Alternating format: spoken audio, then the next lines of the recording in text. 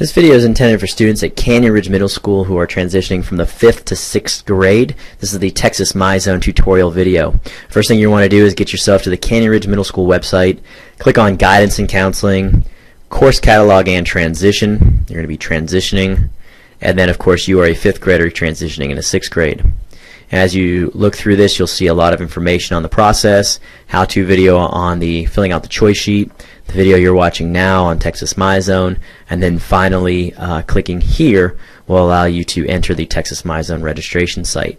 Once you fill in their student ID, birthday, and social security number and log in, you'll be welcomed with this campus message. If you have any trouble logging in, please contact our Canyon Ridge Counseling office by Ms. Kleffner. Our admin assistant will be able to help you out with that. Once you get this message right here, you'll notice that it says that 6th graders will receive their schedules at their open house. So that helps out with the information there, and then you close that and you're greeted with this screen right here. The first thing I want you to notice in the right hand corner, you'll see the number 4 there. This is for a female. A female will have the number 4 and a male will have the number 2.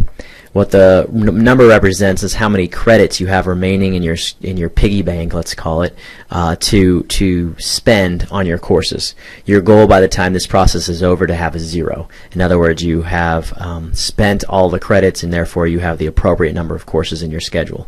So girls have a 4. Whereas boys will have a 2, and I'll log into a boys here in a second and show you the difference. For right now, this is a females. You'll notice the next thing to look at is the requested courses. We've already pre-enrolled students in the majority of their courses to make this an easier process for everyone. You'll notice they're enrolled in language arts. You'll notice that they're enrolled in science, and you'll notice they're all enrolled in social studies. When it comes to the math class, this might look different for your student if they are not currently enrolled in PACE Math in the 5th grade. If your student is enrolled in PACE Math in the 5th grade, they'll automatically be placed in PACE Math in the 6th grade. If they're in on-level math in the 5th grade, they'll be placed in on-level math in the 6th grade. That being said, we do know that there are some summer testing opportunities, the ISD screener test, as well as other opportunities for your student to accelerate. If your student does accelerate after we've done this registration, that is fine. We'll make the change once we receive the results. So for the time being, your student will register based on where they currently are, and we'll make any changes after we receive acceleration results. Outside of the core classes, you notice your students are registered for lunch, and then outside of lunch, you notice that your student is registered for apps. You may have, instead of apps, you may have Quest. If your student is currently enrolled in Quest in the elementary school, you'll see Quest here in the 6th grade. Again, very much like PACE Math, if your student tests into Quest over the summer, we'll make that change once we receive those results. So for the time being, they'll be placed in apps. So you'll see either apps or Quest here. So we know we have 4 units remaining, 4 credits remaining. How are we going to go ahead and spend those credits? Well, the student's going to take a PE or its equivalent course. So they'll have to go here and choose for a girl between the full year of Lifetime Fitness or the semester of Lifetime Fitness and semester of dance. So let's say they want to do the full year. You click there. You notice it comes from the available courses to the requested courses, and the number drops down for a 4 to a 2. You've just spent 2 credits. You have 2 left over. If we made a mistake, we can drop and add it back and forth until we're ready to go. Our next section is our final elective. That can either be girls choir, band, or the elective wheel. The band, the girls choir portion are found here, and the elective wheel is found over in miscellaneous. Let's say that this person wants to go ahead and register for band. They click add, it comes over here to the requested courses, and it drops down to 0.